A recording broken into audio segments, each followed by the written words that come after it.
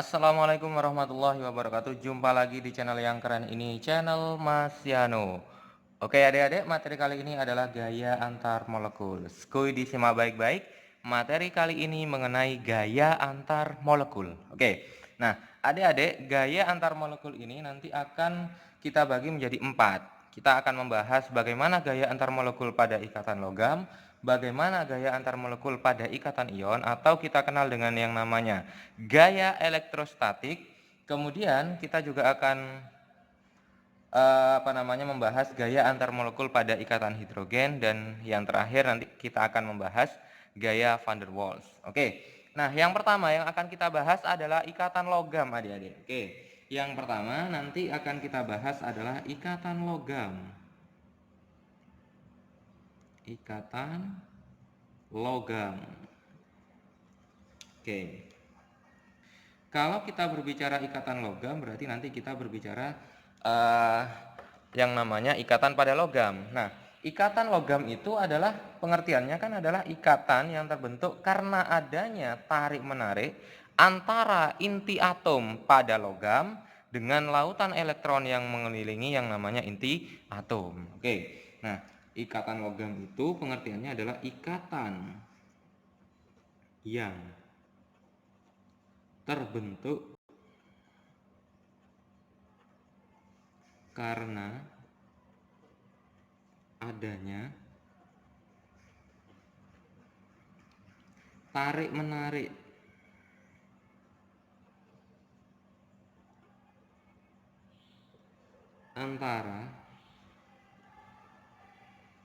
antara inti atom dengan lautan elektron atau awan elektron. Oke, ini adalah pengertian dari ikatan logam. Nah, ikatan logam itu nanti adik-adik, kalau kita berbicara gaya antar molekul, nanti hubungannya dengan yang namanya titik didih, adik-adik. Oke, jadi semakin banyak elektron, semakin banyak elektron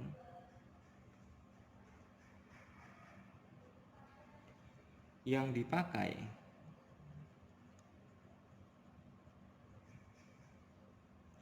dalam ikatan logam,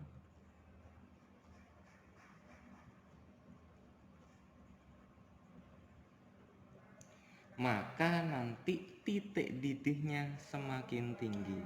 Titik didih semakin tinggi. Titik didih adalah TB, TB-nya semakin tinggi. Jadi kalau semakin banyak elektron yang dipakai dalam berikatan logam itu adik-adik, maka titik didihnya semakin tinggi. Oke. Nah, kalau kita berbicara ikatan logam itu biasanya terdapat pada golongan 1A, golongan 2A, golongan 3A. Nah, kecenderungannya adik-adik semakin ke kanan, dia titik didihnya semakin tinggi. Kenapa? Karena semakin banyak elektronnya. Elektron valensinya semakin banyak. Nah, semakin ke atas, dia juga semakin tinggi titik didihnya. TB-nya tinggi. Kenapa kok TB dari kiri ke kanan semakin banyak? Ya karena elektron valensinya semakin banyak adik-adik. Sehingga elektron yang dipakai untuk berikatan dalam ikatan logam itu semakin banyak. Otomatis titik didihnya semakin tinggi. Nah, kenapa kok semakin ke atas dia semakin besar titik didihnya? Karena elektronnya itu kan semakin dekat dengan inti. Awan elektronnya semakin dekat dengan inti. Sehingga semakin dekat dengan inti dia semakin sulit untuk lepas. Maka dibutuhkan titik didih yang lebih tinggi. Oke. Nah, itulah konsep pada ikatan logam. Sekarang yang kedua yang akan kita bahas adalah gaya elektrostatik. Gaya elektrostatik. Oke.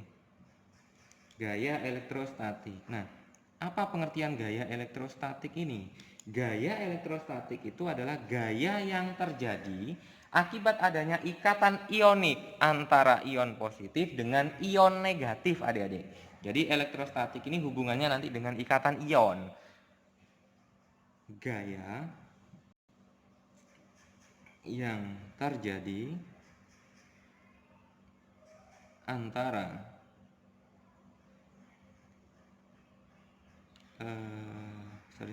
akibat adanya ikatan ionik. Nah, ikatan ionik ini terjadi antara ion positif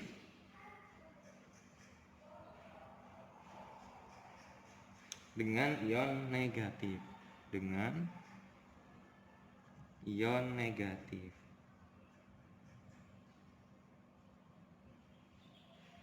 Oke, ini adalah pengertian dari gaya elektrostatik. Nah, selanjutnya yang ketiga yang akan kita bahas adalah ikatan hidrogen.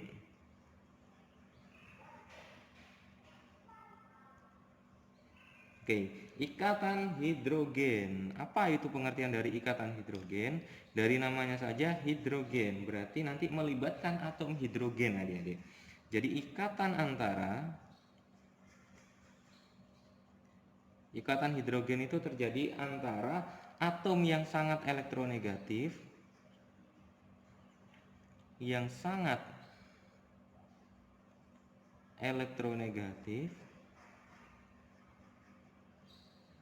Apa saja atom yang sangat elektronegatif itu? Atom yang sangat elektronegatif itu ada F, ada O, ada N. Oke. Dengan atom hidrogen tentunya, dengan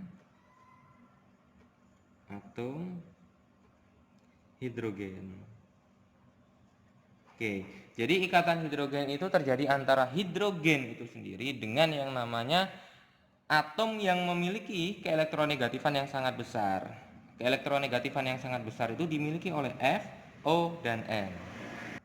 Jadi ikatan hidrogen itu terjadi antara, tuliskan di sini ada H, F, O, N. Ini dengan.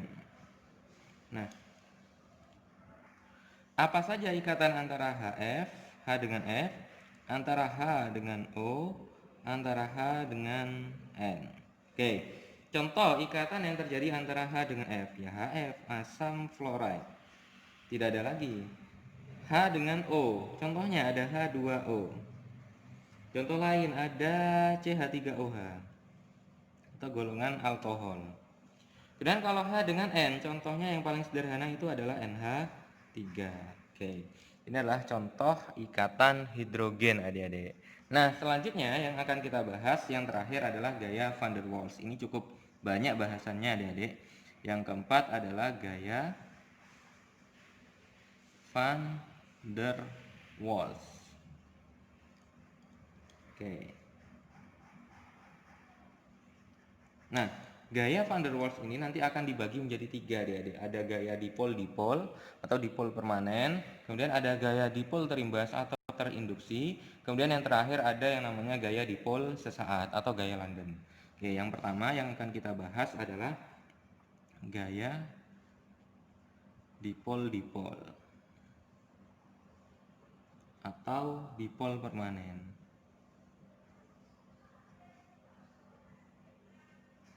Oke, gaya dipol-dipol atau dipol permanen. Oke. Nah, pengertian dari gaya dipol-dipol atau gaya dipol permanen ini adalah gaya antar molekul senyawa kovalen polar dengan senyawa kovalen polar. Jadi, gayanya itu gaya antar molekul kovalen polar dengan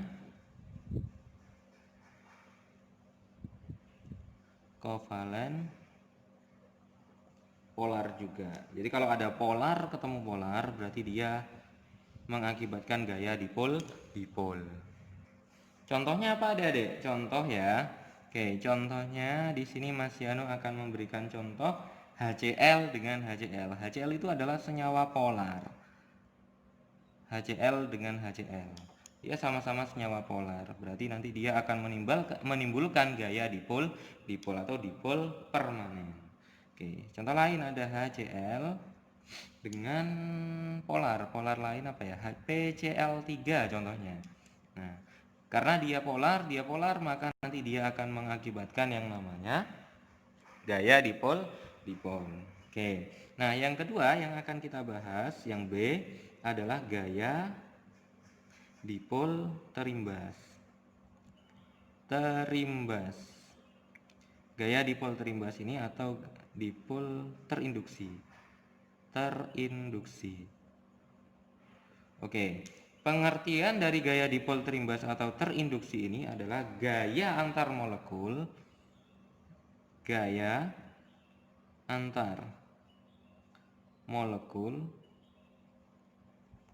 kovalen polar dengan kovalen non polar. Jadi kalau ada polar ketemu non polar, berarti dia gaya dipol terimbas. Oke, contohnya ada HCl, polar HCl, ketemu CH4 non polar. Oke, kalau ada HCl dan CH4, maka dia akan menimbulkan yang namanya gaya dipol terimbas. Contoh lain, ada PCl3 dengan Cl2 misalkan. Nah, dia akan menghasilkan yang namanya gaya dipol terimbas atau terinduksi. Oke. Nah, yang terakhir sekarang adalah gaya dipol sesaat, atau kita mengenal dengan yang namanya gaya London. Oke. Nah, pengertian dari gaya dipol sesaat atau London ini adalah gaya antar molekul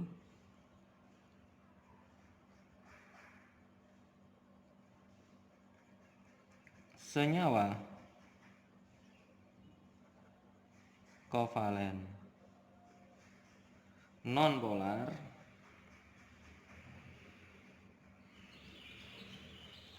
dengan kovalen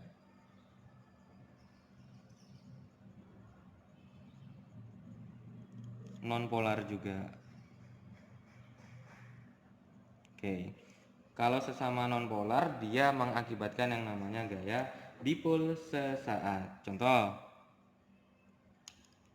CH4 non polar, CH4 ketemu CH4. Nah, dia akan mengakibatkan yang namanya gaya dipol sesaat. Contoh lagi, ada CH4 Cl2. Nah, dia juga mengakibatkan gaya dipol sesaat. Contoh lagi, Cl2 dengan Cl2, maka dia akan mengakibatkan yang namanya gaya dipol sesaat. Contoh terakhir, Cl2 dengan PCl5, sama-sama nonpolar, berarti dia akan mengakibatkan gaya dipol sesaat.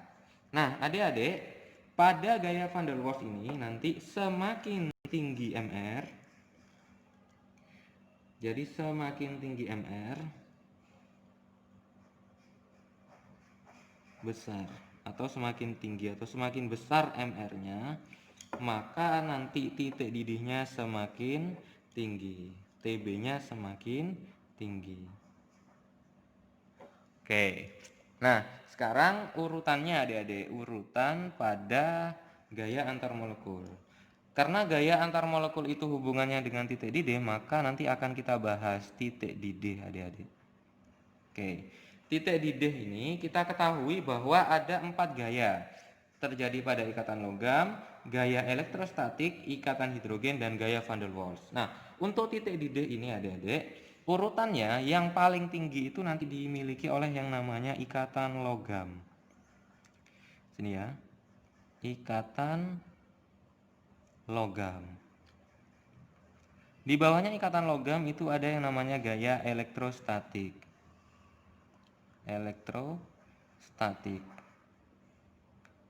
Kemudian di bawahnya gaya elektrostatik itu ada yang namanya ikatan hidrogen. Paling bawah nanti dimiliki oleh yang namanya gaya van der Waals. Oke. Nah, ini dia semakin ke atas, titik didihnya semakin tinggi. TB-nya semakin tinggi. Oke, biar lebih mantap kita akan memberikan contoh adik-adik. Contoh misalkan. Nah, contoh ini urutkan molekul-molekul berikut dari molekul yang memiliki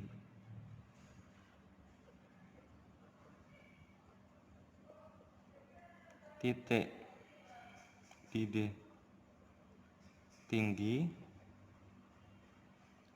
ke terendah. Oke.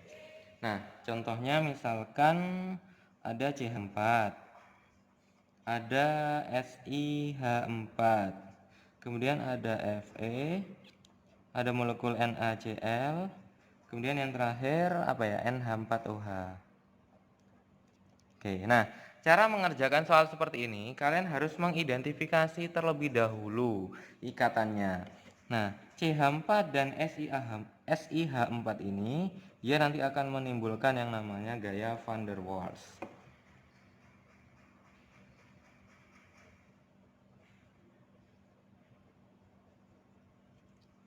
Oke, kalau Fe ikatan logam.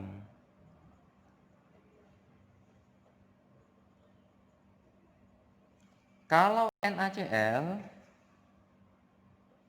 dia menimbulkan yang namanya gaya elektrostatik.